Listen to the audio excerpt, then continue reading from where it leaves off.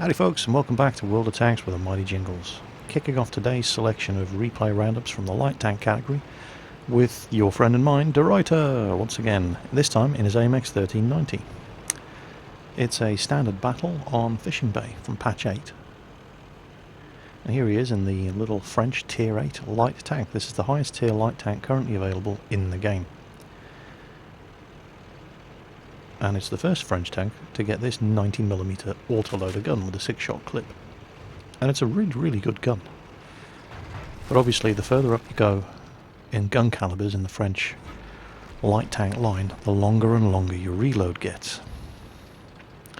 But the 1390 probably has the most powerful gun on any of the French light tanks, pound for pound. Oh, hello Mr. ELC. You really just fired at that wall in front of me, did you? Okay, fine. No problem. So, 4 shots left. Let's keep an eye on the map. The lights and mediums on the enemy team are really pushing around this side. Probably too little too late. Now, De Ruyter is not paying attention to his map. Look at that red dot coming. He's about to spot him. He's like, oh, what's it? Oh my god, a T-50. That could have, yeah, a little moment of inattention there. That could have cost him dearly. So 2 shots left, he goes for a reload. Somebody else nails that ELC. So it looks like the enemy light tanks all won the suicide lottery. Congratulations, your parents must be so proud. And there's a pattern over there.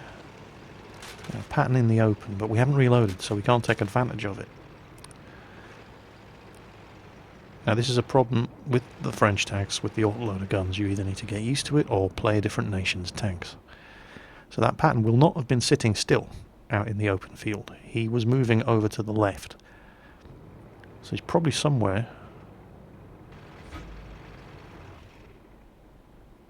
There he is. He's just popped up on the map. He's heading down the road. Okay, pattern on 1700 health. Now this is a good gun, the 90mm, but it doesn't have the damage output to kill, well, a lot of tanks if they're on full health.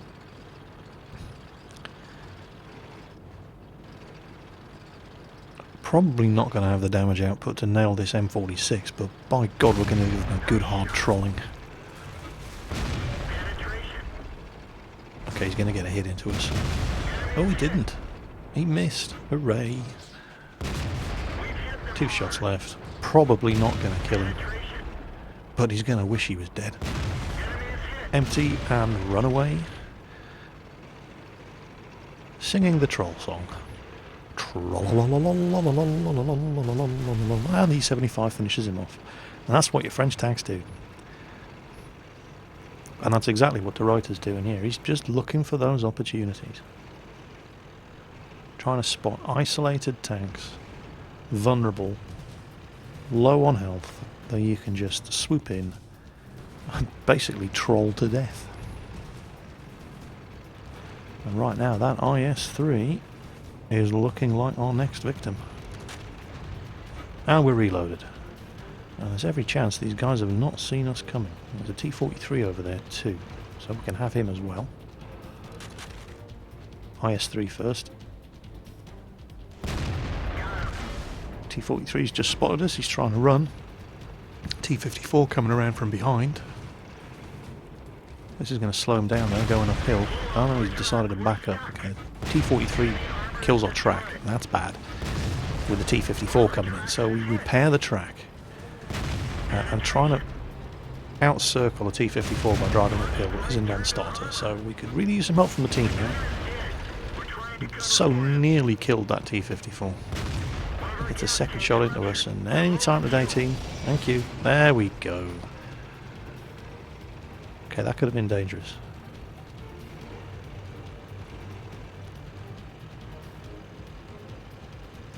But every decision De Ruyter made there was the right one. Well, he didn't go charging in there without checking that there were friendly tanks nearby ready to back him up.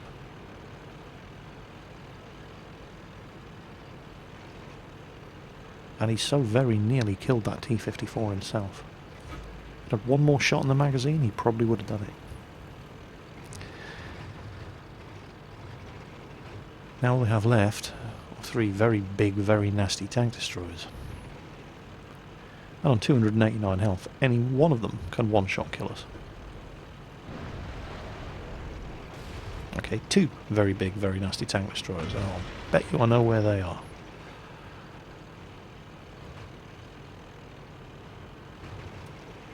T-95 is not likely to have wandered far from home.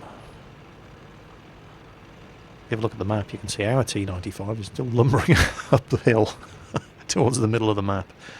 Okay, there's the ISU. Now, he doesn't have the BL-10, but he doesn't need... Oh, he does have the BL-10, not that he needs it. Even the 152mm derp cannon on the ISU is more than capable of... I mean, I've one-shotted from full health AMX 1390s when I was driving the SU-152 with that gun. You just need a good damage roll with a high explosive shell, and he will penetrate this thing's armour. So, no sense in taking chances. Yeah, doesn't get the kill. Could easily have, but plenty of friendly tanks still around. Now all they have left is that T-95. But the T-95 driver, well, he knows a thing or two about positioning. So we're reloading, we're going to find him. We know he's up here, we spotted him earlier, we just need to find him again. There he is. And this is where the reload of this 90mm gun bites you in the ass. He's waiting to immobilise this fella. But he just is not going to reload in time. And now he's turning around. No. Don't take the chance. Do not take the chance.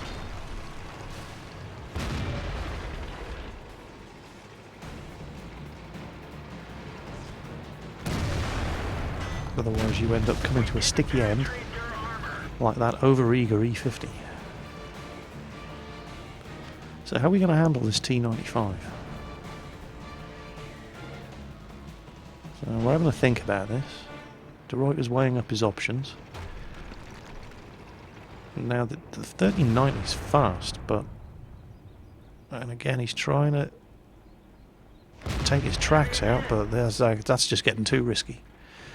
And the 1390 is fast, but with the T-95 facing his way and having to climb up a hill to get around him, those just are not good odds.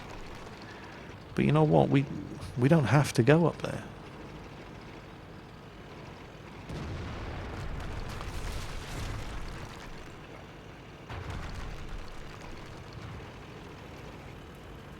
There's a cap circle over here.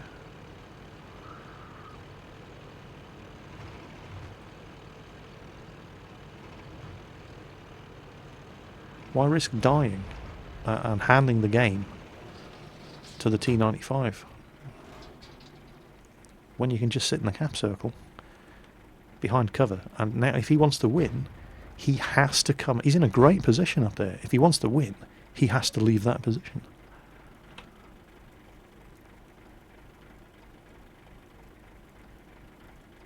And he's just killed the E75. I mean, why go up there playing to his strengths and his advantages when you can force him to either lose if he stays where he is, or come down into the cap circle where our T-95 and our Super Pershing can beat the crap out of him.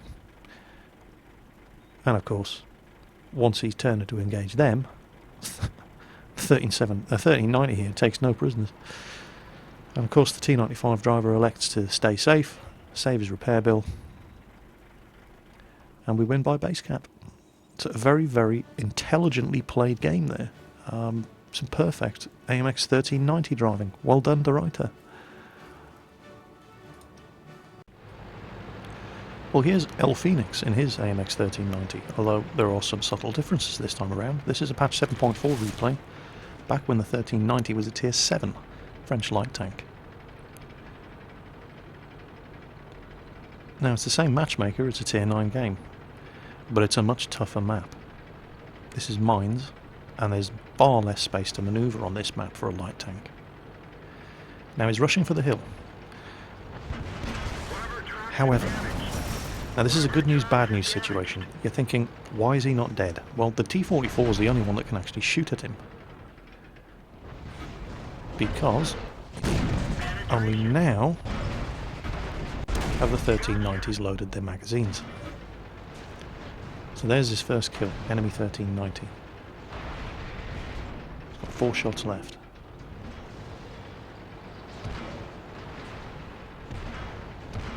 It's near this T-50.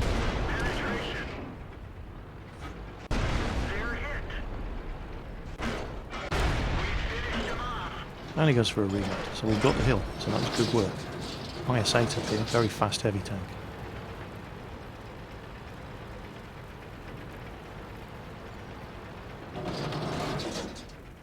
And pretty much the only upgrade that the 1390 got when it was bumped from tier 7 to tier 8 in patch 7.5 was they gave it 100 extra health, so hooray, that's exactly the same tank at tier 8. It just now has the ability to withstand an extra third of a shot. Although, the situation didn't really change for the tank because they bumped it up to tier 8, but it still got the same matchmaking when it was tier 7, because at tier 7 you could get, at patch 7.5 rather, you could still get a battle tier spread of 3 tiers in either direction. So at tier 7 it got into tier 10 games, and they bumped it up to tier 8, gave it an extra 100 health, and it still got into tier 10 games, so... The tank and the situation the tank drivers found themselves in didn't really change in patch 7.5. The gun still has the same crappy reload, although not as bad as the AMX 5100. So 2 kills.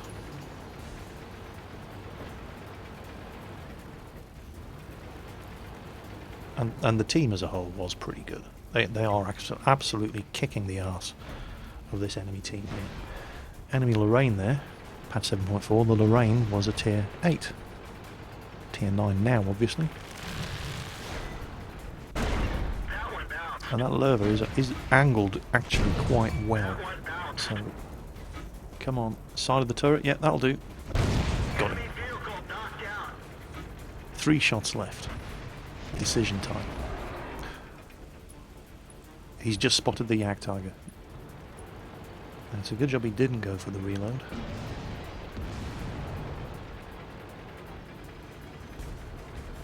Now an AMX 1390, even with a 6-shot clip fully loaded, is never going to kill a Yak Tiger, but he doesn't have to do it alone. Now 3 shots are going to be enough. Look at that. Fortunately, he's taking a pounding. That KV-5 over there is about to give him serious problems. Yeah, and that's a very, very timely use of a repair kit. And oh, that was, well, lucky or not lucky. It's lucky for the KV-5. I'm surprised he hit him at all there, but luckily for us, all he did was blow our tracks off. But no, here comes artillery. Go for the reload. And it's time to stop taking chances.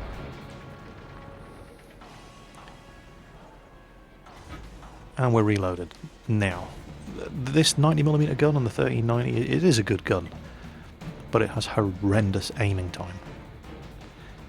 And long aiming times can get you killed driving one of these tanks if you're trying to snipe with it, just because of the length of time you have to spend exposed. He's blowing the tracks off the KV-5. He's aiming for the R2-D2, but he just can't seem to hit it. And now the KV-5 is... See, even though he's not really hurting this KV-5, he's keeping his gun pointing this way, while the Jagdpanzer IV and the Jagd Tigers sneak around behind him. So the KV-5 tries to make a run for it. Nah, he is so screwed. He is, however, going to try to kill us, but he misses. And we just keep missing that side shot. That'll do. Oh, and we get the kill. 5 kills, not too shabby at all. Tier 7 light tank in a Tier 9 game.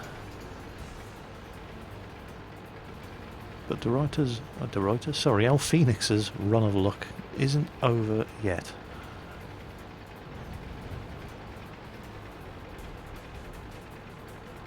You're going for the reload. See that IS-3 over on the island to the left there.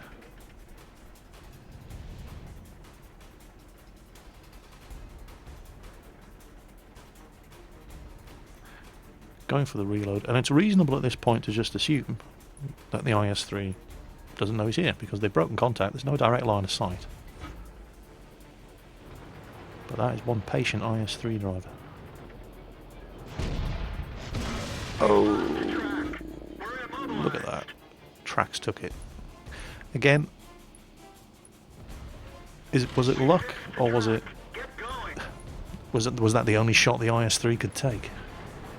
Because he didn't hang around when he saw that gun pointing towards him. And now all they have left is an IS-3. Guess where he is? Seriously, an IS-3 in this game? Camping up there?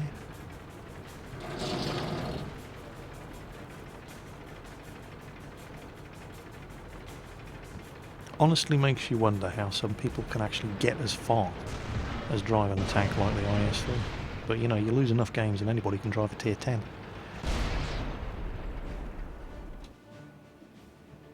So that wasn't bad at all. And I think that was El Phoenix's master tanker game in his AMX 1390. 5 kills. Not bad at all. And what was that? Times 3 experience, so 1200-ish experience gain. These things don't make a lot of credits though. Battle Heroes. Sniper. Not too bad. Not too bad at all. So AMX 1390 at Tier 8 and at Tier 7. Pretty much the same tank. The bump up to Tier 8 at patch 7.5 didn't affect this thing at all. It gained a little bit of extra health, but it was effectively the same tank and it got into exactly the same games. So, it, you know, just making this thing Tier 8, it didn't really hurt this tank. Well, let's round things off here with a Leopard game, Tier 4. This is Bubo Bubo. It's a Tier 5 standard battle on Prokhorovka from patch 7.5. It's very generous matchmaking for the Leopard. Is there something weird about the way I say that? The Leopard. I know it's a couple of times when I've been referring to this tank. One comment that springs up regularly is people just love the way I say Leopard. Is it just a weird pronunciation? Is it just very English of me? I don't know. Anyway, here it is. It's a difficult tank to love, Leopard. It's not great. It suffers from the same problems as the other German light tanks in this line, in that very, very fast in a straight line, but as soon as it starts trying to turn, the speed just bleeds away. The Lux had this problem, although not to the same degree that the Leopard does. The VK2801 at Tier 5 has that problem as well. And the thing about the Leopard is it's a Tier 4 light tank. It gets into very, very high tier games as a scout. But it just doesn't really have the view range. And a lot of the Tier 4 lights suffer from this problem, because they get into like a Tier 8 or 9 game as the scout on the team. And the heavy tanks on their team have better view range.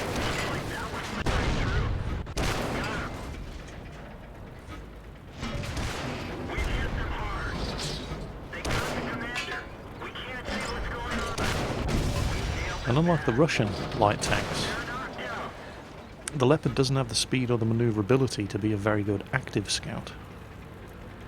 But you put it in a game like this, and one thing that it does have is pretty good armour.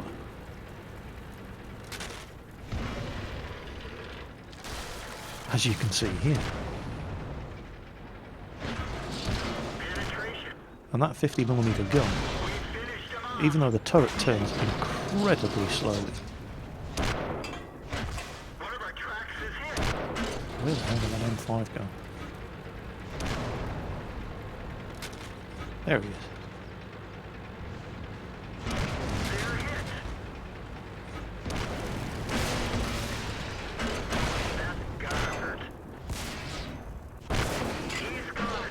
Look at the pounding he's taking here.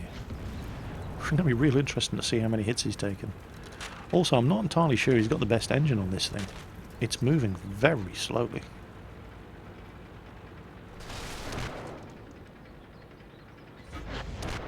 We didn't even scratch him. There we go. He's up to his top speed now. It just takes a lot longer to get there than I remember from when I was playing my Leopard.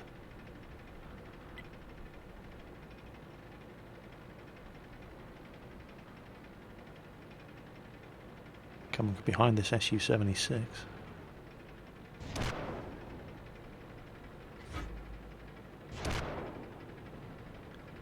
Now the Su-76 can give you serious problems when you're driving one of these little things.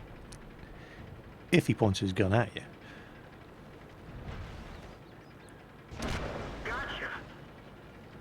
And the 50mm gun on the Leopard is, well, it's not great, but again, it just depends on the tier game that you're in.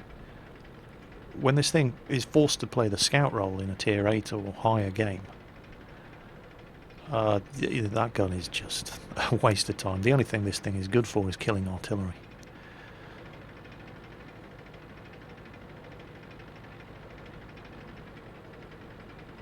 But you have to get close. Look at the size of the aiming circle. It's so inaccurate. And it's just nice seeing somebody playing a good game in this little thing. Because it's a tank that wants to be loved. I mean, it's not the cutest tank in the game. That particular award goes to the looks or the chassis. But it is a... Oh, T50. Here we go. Now, this T50 can give you problems. Because he can... You can... It's really embarrassing.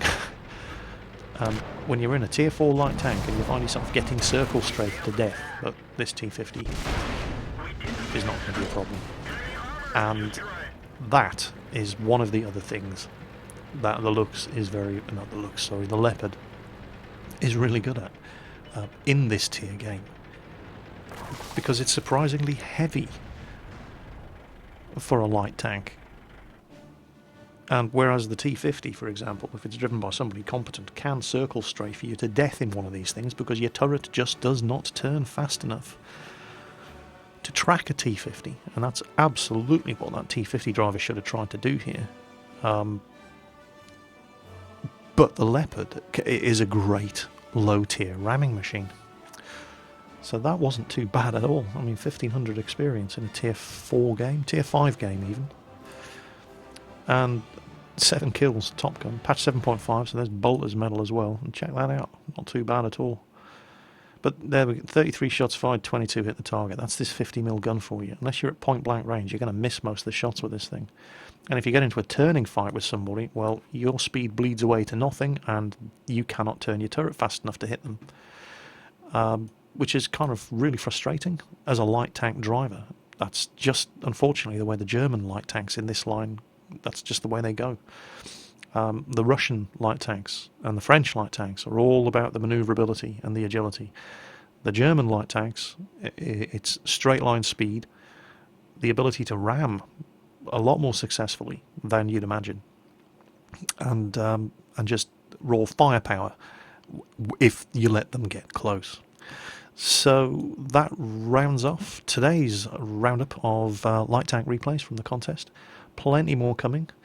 I hope to be able to announce a winner. There are not that many more light tank replays that I have not seen, literally like 5 perhaps, and then I need to basically start picking winners and runners up, giving you some roundups, showing you the winner, giving away some gold, moving on to artillery or medium tanks. So that to come very, very soon. As always, take care on the battlefield, and I'll catch you next time.